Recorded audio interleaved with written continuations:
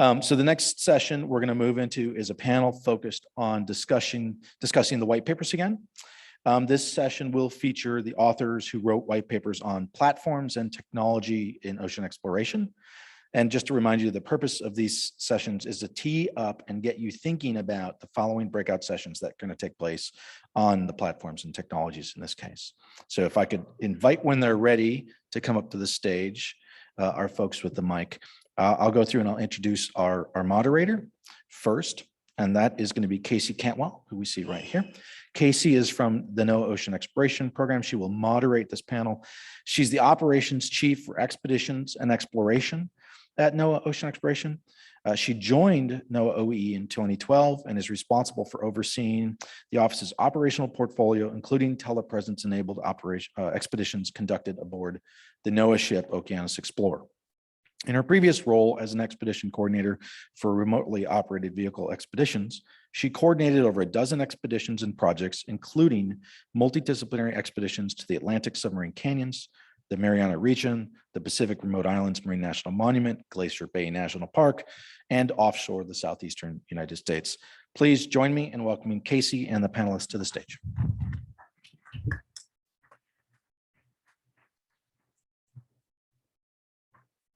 Thank you, Allan.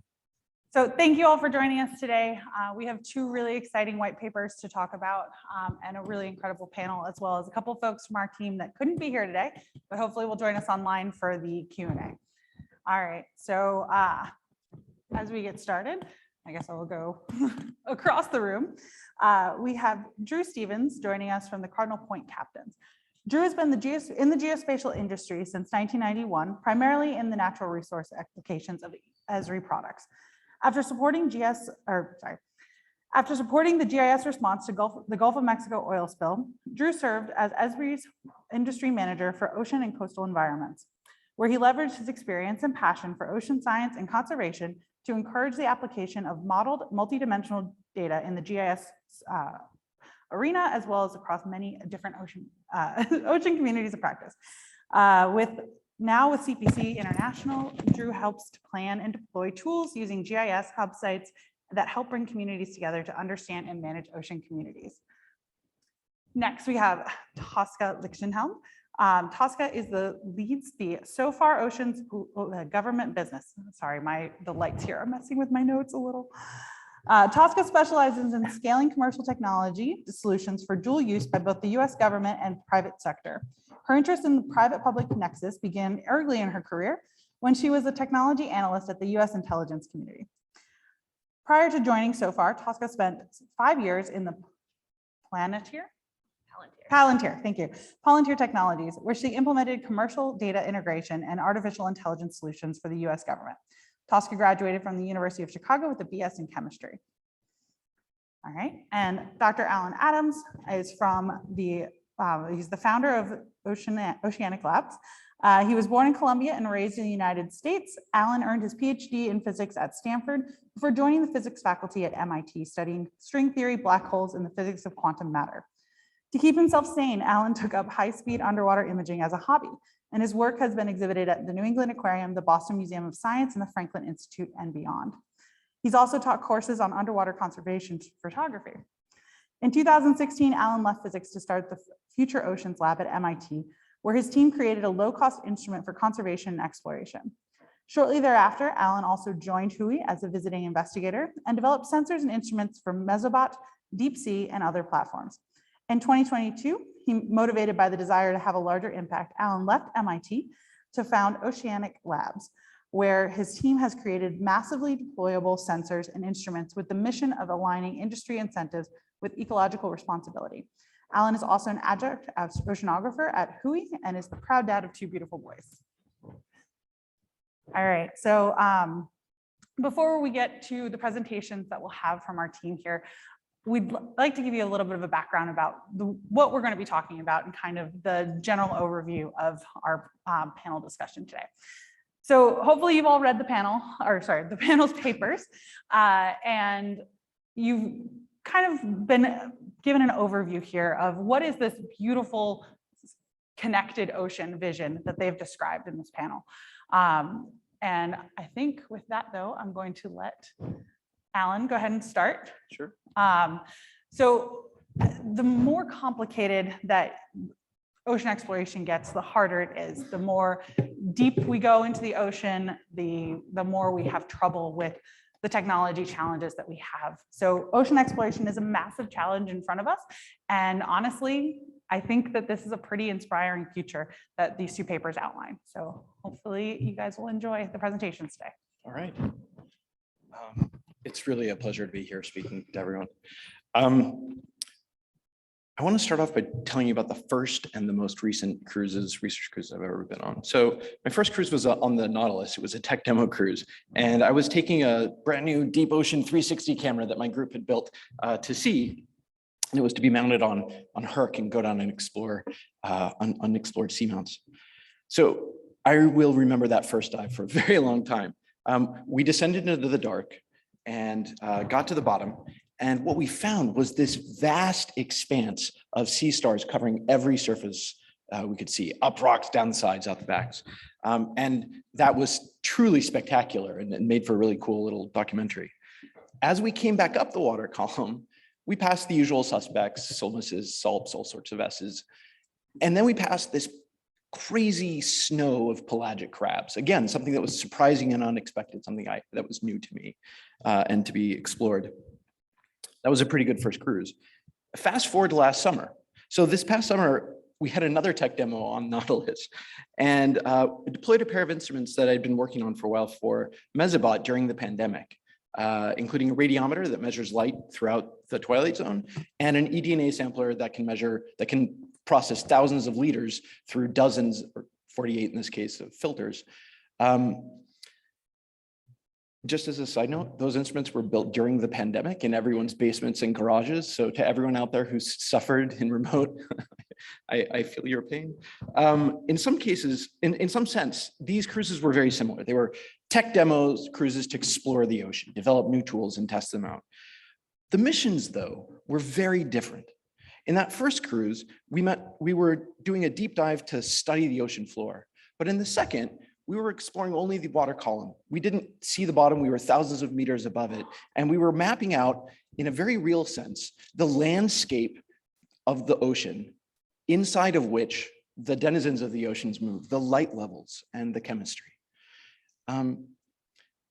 This is exploration in its deepest sense. It's discovering what's there and mapping the geography. In this case, the relevant geography is not the ground, it's the light, to understand how it guides and drives the dynamics of the biology in the ocean. The key thing about this is that the geography here changes. It changes from hour to hour, day to day, season to season. It's never the same. The geography of the ocean that we need to explore is not limited to the seafloor, and exploration isn't either. So I think it's time we reimagined ocean exploration to include exploring the ocean floor and exploring the water column above it, whether in the deepest ocean or in the shallow water right off the coast, to find the surprising and the unexpected that's hiding in the larger volume of the ocean. But the water column, again, it's dynamic. Eddies break off the Gulf Stream, Eddies break off the Gulf Stream and define new moving ecosystems, persisting for days or weeks or months and traveling hundreds or thousands of miles. The DSL rises and falls by up to 1,000 meters every day. And there's good evidence that the diurnal cycle has echoes even further down, well below where light goes, which is fascinating in and of itself. Rethinking exploration, though, means rethinking the instruments and sensors and monitors that we use. To get there, we badly need to reimagine our strategies and methods and the tools for sensing and monitoring. We need a generation of tools that are suited to the problem, measuring light and measuring chemistry, measuring biology, and sending home spreadsheets, not images, over low bandwidth channels, and exploiting open specified interfaces for interoperability so that we can do it at scale. And we really need to deal with scale. We need a new generation of tools that are suited to the problem. We need tools that can be deployed on scales commensurate with the system that we want to understand. Sensors that can be deployed in the thousands or in the millions throughout the water column and densely along coastlines. sensors that give us visibility everywhere we need to monitor and the environment, including industrial activity and infrastructure like aquaculture, ocean wind, and coastal development. And we need to process these data into actionable insights for stewardship, for science, for ecological responsibility. To get there, we need to rethink and reimagine the financial models and incentives that drive this kind of work too. We need to lower the barriers between industrial, academic, and governmental collaboration. An academic lab is just not a natural place to build and sell millions of anything. That's an industrial problem with industrial scale capital requirements. At the end of the day, that's why I left MIT to start Oceanic Labs. Anyway, this picture of the landscape of the ocean and exploring it in the midwater is what's driving a lot of this sort of creativity. And I'm looking forward to the discussion. All right. You ready to talk about yours? I'm ready to talk. Okay. I'm just going to stay here, I think, because Tosca and I are going to sort of riff off each other. What I'd like to do is go back to yesterday to Dawn Wright's metaphor with the Lego. And thank you, Dawn, the metaphor for interoperability. And we're going to build on that a little bit. I think all of us have, and I loved your paper. My takeaway was go to the light, go to the biomass, and what a great perspective. So if we could just do a little exercise that we all know. We all know window seats in airplanes. And as a geographer, I've used that window seat for years to scale the Earth. I mean, I fall asleep at it a lot, but it's my favorite place. And it's really helped my cognitive map to understand how big the planet is. And so you look out and by the way, this is just to set context to understand the problem. And there was a couple of conversations yesterday about practice at home with your family. And this is how I do it. You're flying in a commercial plane over terrestrial Earth, and it's a clear day, and you see roads, you see power lines, you see cities, you see rivers, you see lakes, you see snow, you see forest, you see desert. It's so easy to see all that stuff. And as soon as you go offshore, it's blue. And my terrestrial sisters and brothers in GIS are always like, oh, you ocean people, you can't do anything. Like, you terrestrial people got it made. You can take a picture and extract features, and you've got sensors all up and down the electromagnetic spectrum that can sense, and it's easy.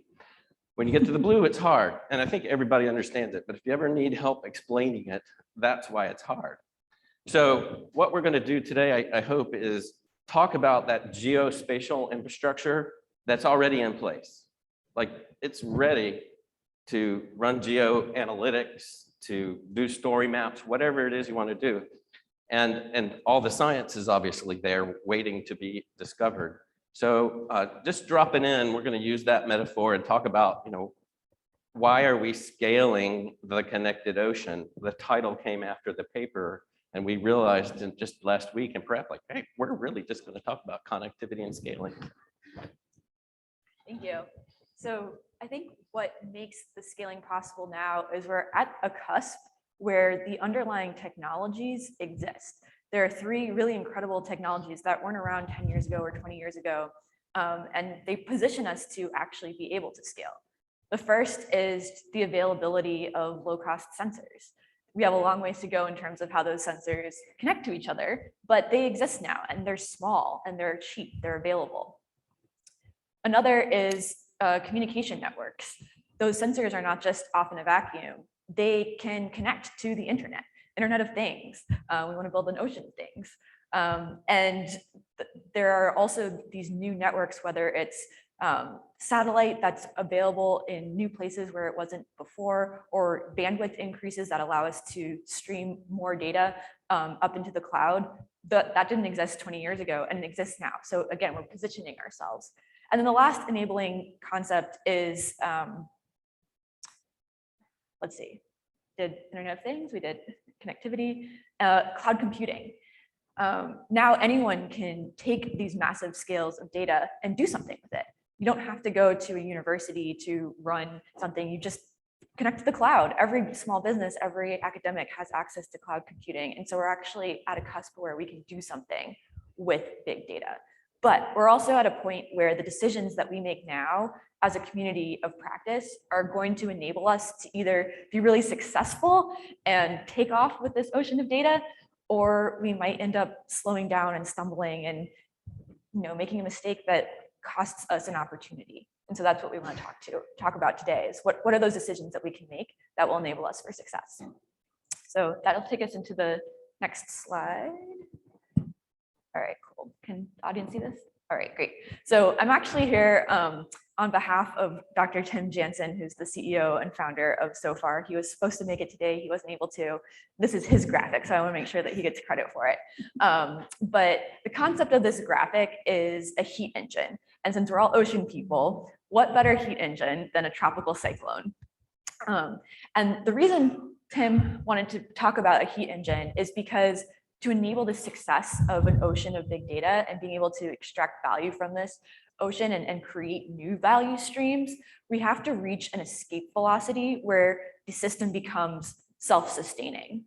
And at the bottom, you see that there's data. Data is the heart of this. Data is the fuel that is driving this engine. And as we move up through the heat engine column, for lack of a better terminology here, with capabilities like cloud computing, now you're able to derive intelligence, and that intelligence can drive insights that allow us to make decisions that create new value streams for a blue economy.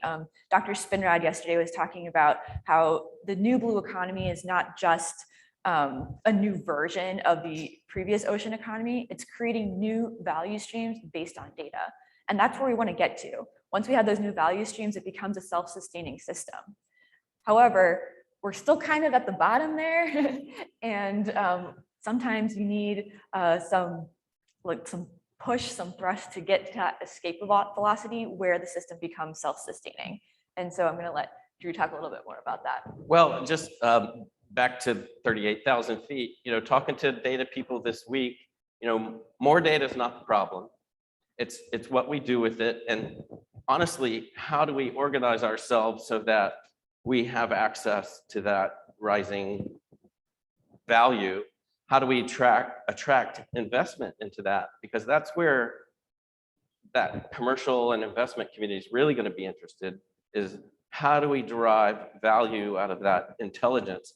A lot of people talk about information products. Like, I don't want to see the data, I just want the answer to the question. We talked about that yesterday a little bit. So that insights piece at the top is the set of dashboards and monitors and open data sets that other people can consume. So many people now have their life's work show up in the cloud, and it's just another ingredient to someone else's process. And I love that. Also, just a sort of trend, we're seeing these platforms, like the software is going up to the cloud now too. And so the speeds at which you can work on a very low cost computer is just amazing. So again, this is a great metaphor. It took me a while to really appreciate it. So I think we'll hop to that next one and just go real quick. Pointing out the problem's easy. What we're talking about is attracting investment into that data value change and And then what we're seeing is that the hardware integration and then communications integration standards, back to Don's Lego, we've got some interesting ideas about that. And then we almost took the third bullet out. We've had plenty of talk about public-private partnerships, so we're all in on that too. Thanks for the previous panel for taking care of that. So let's just pop over to we were asked to do these 5 and 10 year sort of visions, but go ahead and drop the bomb. Sure. So there's a 5 and 10 year vision. We're like, why not just shoot? Let's think big. What can we do in 1 year? And what can we do in 1 year that's going to make a decision that helps us drive that data value chain? And I think one of the easiest things that we can do is to decide on a standard or some type of open interface that enables us to more quickly connect the ocean. And one of those things is with hardware sensors. You're talking about hardware should just be plug and play, should be a Lego. You should be able to take any temperature sensor and connect it into any system. I think the term you used was payload integration. Let's just choose a payload integration standard. Let's make it happen.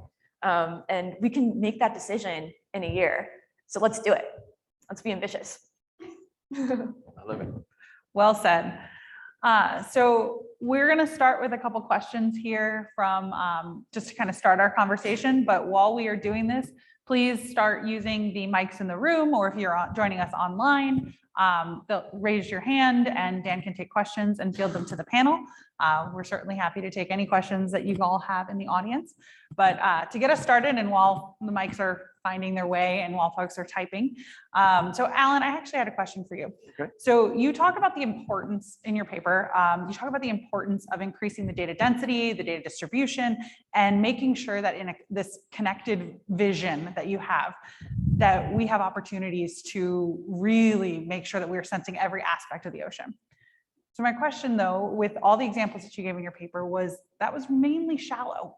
You were talking about really like coastal communities, 1,000 meters and deeper, or sorry, 1,000 meters and shallower. What does this look like for the deep sea? Is the data as rich or as dense in those areas? How would you overcome some of those technical challenges that are inherently going to come along with depth issues? Yeah, that's such a great question. So the way I think about this is that I want to sort of stratify things into the hardware that touches the water, the communication channel that gets the data home, that includes a platform, and then processing after the fact.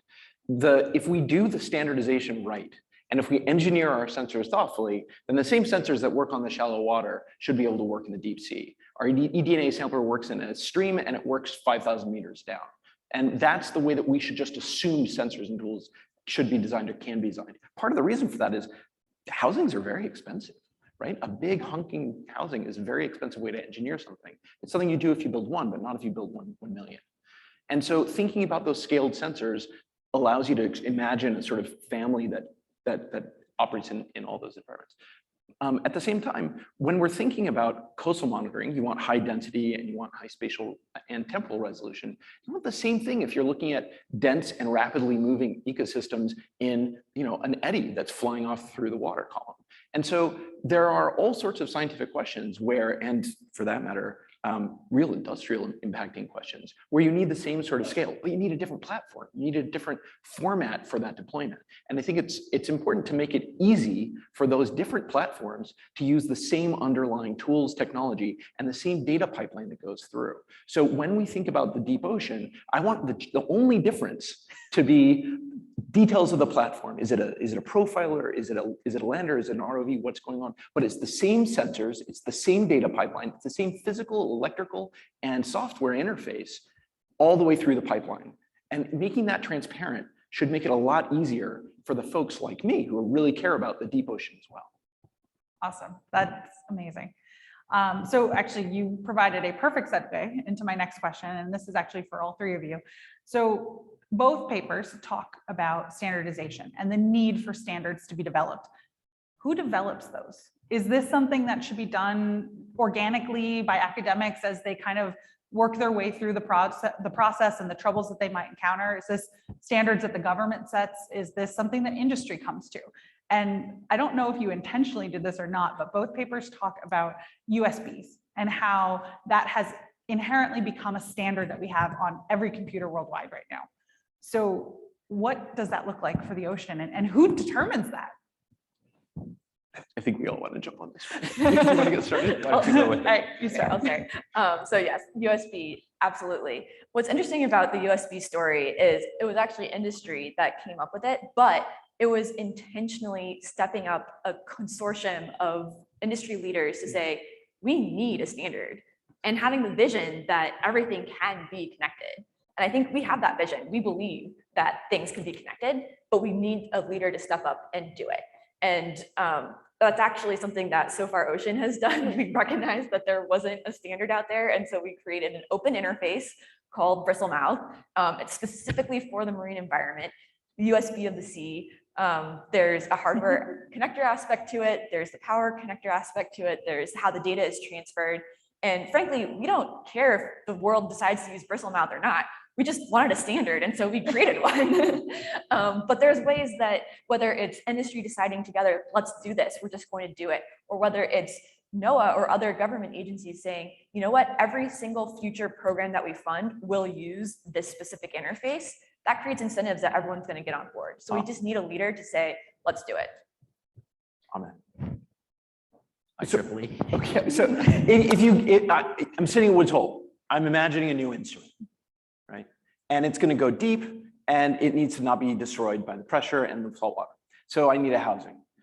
So then I go to my buddy Andy Billings and say, hey, Andy, would you please build me a housing that's just right for this instrument? It's 5.23 inches in ID, and yada, yada. This is insane, right? The idea that we're reinventing the housing at every iteration is completely nuts. And if there was just a vending machine in the hallway that had 4-inch, 6-inch, and 8-inch housings, and I could walk out and buy them, well, none of them would be perfectly suited for my 5.23-inch ID. But if they were cheap and just in the hallway, then I could go an awfully long way without modifying anything. And the idea that, sorry, totally lost my train of thought, right? So in thinking about how to build up standards, right, we can take an important lesson from USB, which is that, as you said, it was a small number of people making a decision, and then a huge market force of a couple of companies just building 1 million of them, right? Suddenly you go into the store and there they are, that's all USB. USB wasn't perfect, it wasn't ideal, it wasn't 5.23 ID, it was 6-inch ID, and just take it. And in fact, USB 1 was really kind of lousy in a variety of ways, and we all have gripes about our different versions, but it's not meant to be perfect, it's meant to be agreed upon. And I think what's essential is not finding the right answer, or even one answer, it's getting together a relatively small community of people, getting a totally open and familiar standard like an IEEE standard, and going with it, having the industrial players here step up and buy 1 million. And that all of a sudden completely changes the story. If there's 1 million of them, they're cheap. If they're cheap, you use them. Once you use them, they're default. And that's the path we need to travel. Well, the other standard we've been talking about is the COM standard. So imagine having all this hardware, back to the oceanology example from yesterday, all these different toys. If there was a way to do your platform integration and get deployed, then how does that phone home? And we, looking at Starlink, looking at mesh radio networks, that's going to depend on having enough toys out there to triangulate off of. We last night solved the problem. We forgot to write it down, but the gist was, this probably won't be the bottleneck it's been. I've been thinking about this for a long time because I'm really excited about that geospatial infrastructure. We're not worried about projection anymore. We're not really worried about data format anymore. It's just a web service and we need to get it off the water. And so I don't think we have any as hard recommendations on the comm side, except there's a little bit of hope there. And I take hope with me everywhere I go. So I think that's going to sort of tie the top and the science together. Absolutely. Could I add one thing to that? So I cannot agree with you more.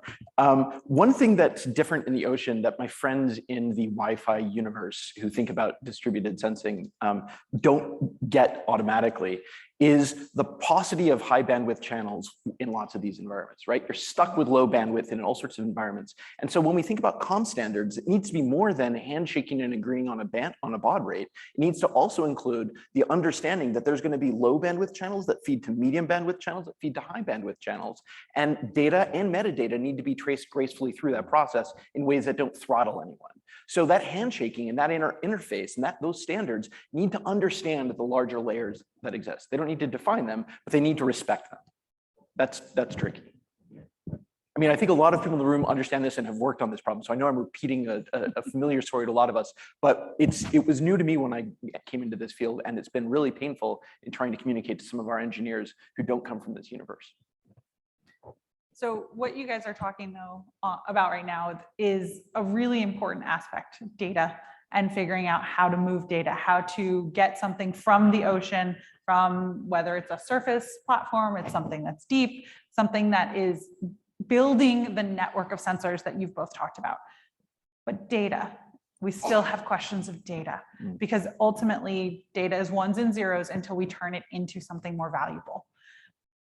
So what can, I mean, I'm from NOAA Ocean Exploration, so I'm going to make a shameless plug. What can we, the government, do to help facilitate this process, to harden those data pipelines, to establish them, to make them available?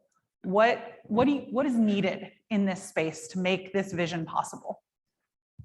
Happy to chime in here. Please. Leverage technologies that already exist. The commercial world has spent a lot of time, a lot of effort into building off the shelf, basically, capabilities for data pipelines. You don't have to start from scratch and make your own data pipeline that's specific to your specific project. Let's think about things in an open way, and let's leverage the technology that already exists to do it fast. Because when we do it fast, it makes it easy. And when it's easy, it becomes more accessible to everyone. And that's where we're going to drive insights. If there's only a small number of people who have access to that data, it takes a lot longer to get to an insight compared to when that data is available to many other people who are all brainstorming and sharing their data and adding their own data to it and coming up with new ideas and new insights. Amen. One of the great tragedies of ocean exploration is an orphaned instrument. An instrument on a ship that goes in the water that no one is loving and taking care of doesn't bring you back good data, it brings you bad, sad data. And so you can see this, you can see that, a sensor is providing nice data, and then all of a sudden something is going completely wonky. And if the data are not used, if the data do not matter desperately importantly to someone, no one will notice. And I think that as we're thinking about large data collection, I think it's really important. It's tempting to say, as for example, OER does, we produce data, but we don't consume it. That's other people's jobs. But if you don't consume it too, you often will not provide the kind of data that you want and the kind of quality of data that you want. And I think it's really important to understand how the data production and the data consumption work together and to make them play nicely. That can be very difficult.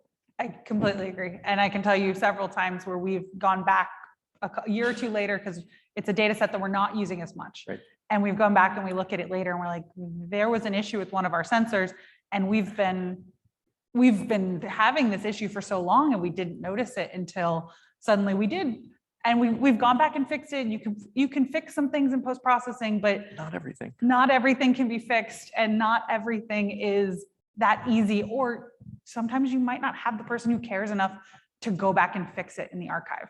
We're very fortunate that we have exceptional partners at the NOAA archives, but not everyone does, and not everyone has a data management team Yes. that cares as much as ours does, and will go through and fix it. And sometimes then you end up with bad data on the back end, which just, it spirals as you go down the hill. Part of an imagined future that would be beautiful is on the top end of that, the back end of that beautiful pipeline of transporting data from sensor to knowledge, is an automated process of sanity checking, right? Yeah. And we don't have that. I love that the top end has a back end. That's great. I kind of want to bring the schools and outreach into this because Okay. We're talking about standards and commercial off-the-shelf software, and I think that the trends in geospatial are that institutions are organizing data into these data portals. I mean, the big ones, USGS, NOAA, there's, and then those data are available for people to sort of mix and match and create these different data products with. So that's what I'm talking about when I talk about geospatial infrastructure. And then we bring in education and inclusion, and some of these commercial companies, we'll just pick on Esri, they have a schools program where the software is free, and it's free. And so you can connect to this millions of dollars worth of data that's already in their living atlas, and then live data feeds for weather and track hurricanes and all this stuff. And then for nonprofits and other institutions, super low cost access. And then I'd say 95% or more of you are licensed, whether you know it or not, and, because it's almost ubiquitous. So that infrastructure to process it and to make value from it. I mean, Esri has data partners that are looking at that data product value chain to figure out how to do this. You look at the public safety side of it, and it's you know, it's live weather data all the time, and there's Spire Maritime and all these other partners that are creating, not creating data, they're harvesting data with radio occultation for weather forecasts over the ocean that no one could ever do before. So once we get these sensors, so let's talk about the beginning of it, scaling the number of sensors, connecting them, and then getting that data up into useful products is, you know, we're getting there. Yeah, and that is exactly the message and the vision that Dr. Spinrad conveyed yesterday when talking about data as a service. You need as many sensors as you're talking about, the millions of sensors. You need them to support the data as a service. You need them to build that new blue economy. Okay, well, why don't we open up for questions from the audience, whether virtual or in person? Raise your hand if you have a question and a mic will find you, or type it in on the chat.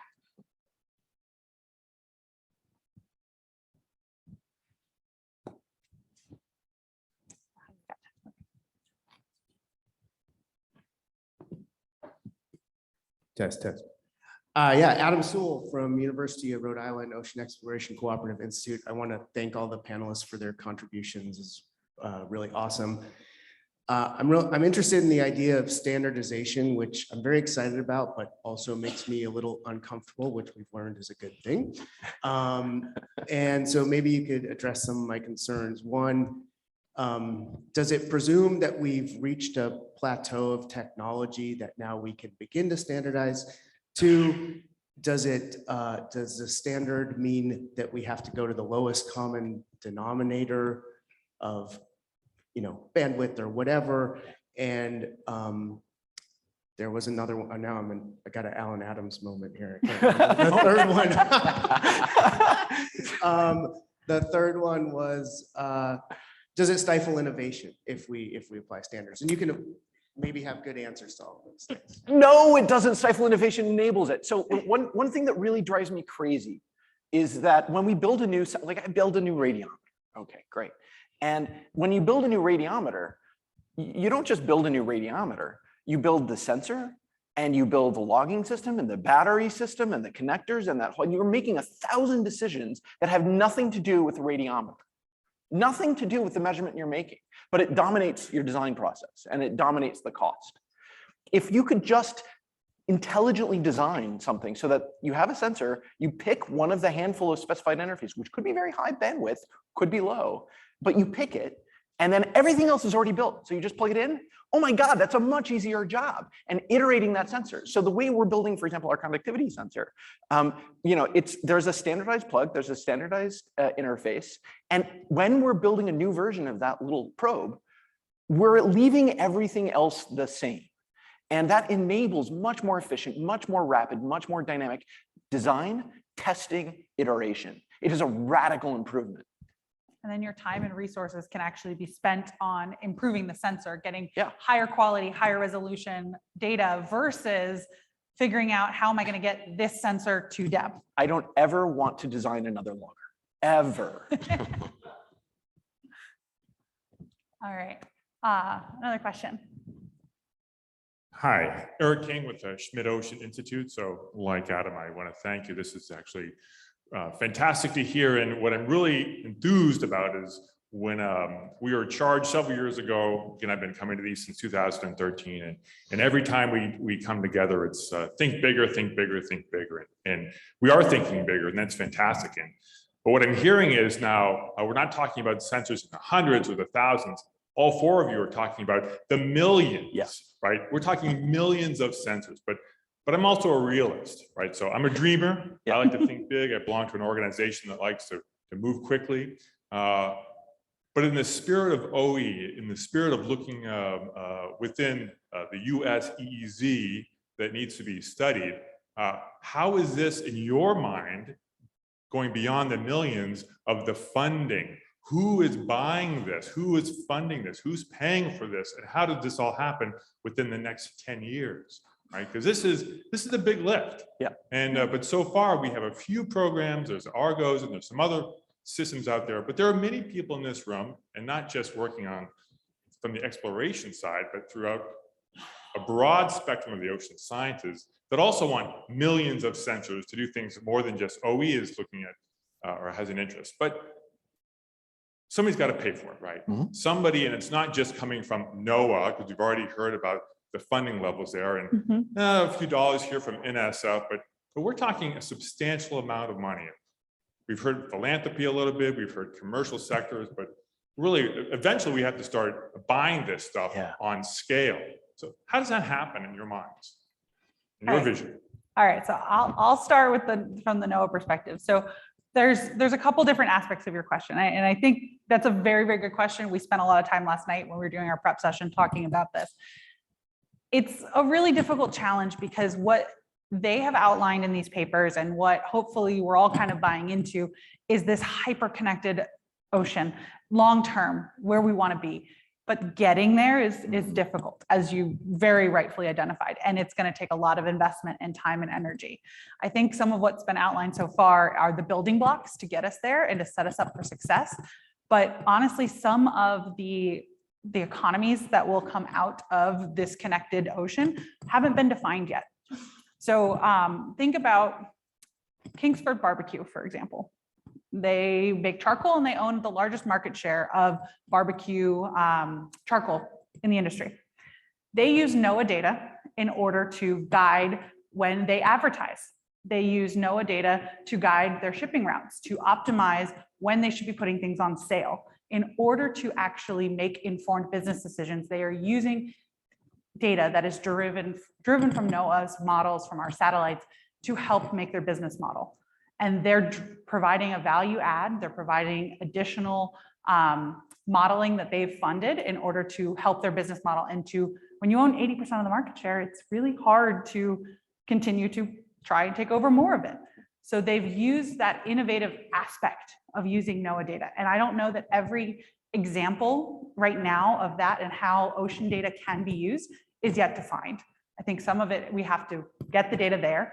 So certainly I think there's an industry aspect to it that we will be evolving new industries. We will be seeing innovation coming. I think about also where like we were a couple years ago when the Oceanus Explorer first came online.